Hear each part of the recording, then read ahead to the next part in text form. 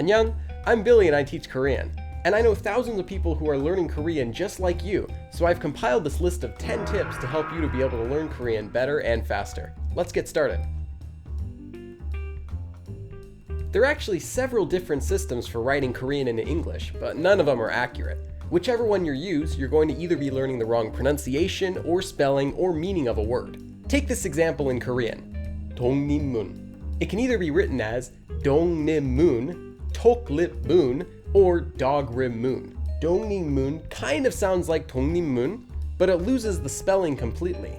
톡립문 doesn't sound at all like it, but it does preserve the spelling. And dogrimmun, I have no comment. So learn Hangul first. It only takes a few hours, and you'll thank me later.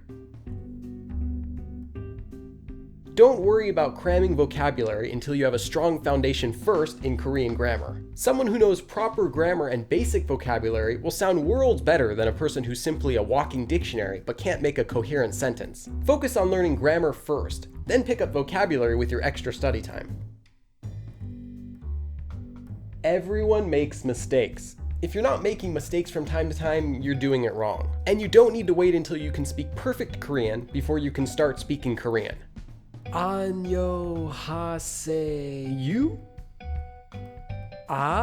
안녕하세요. 안녕하세요. Of course, learn from your mistakes so you don't keep making the same ones, but don't be afraid to make new ones.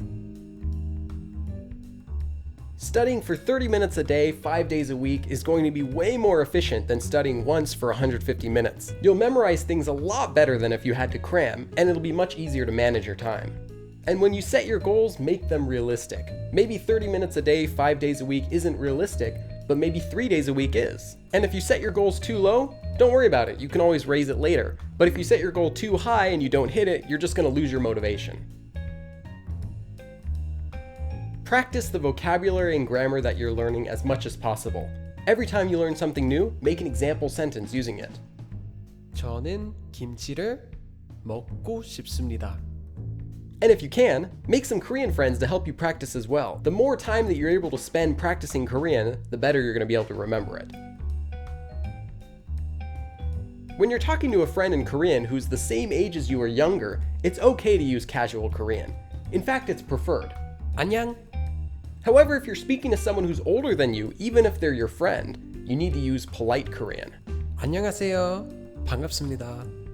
Polite Korean includes either the yo form or the 니다 form. And this includes anyone who you're not a close friend with, such as a boss at work, or a teacher, or a stranger. And if you're not sure whether you should use polite or casual Korean, use polite Korean. It's always better to be a bit too polite than to be a bit too rude.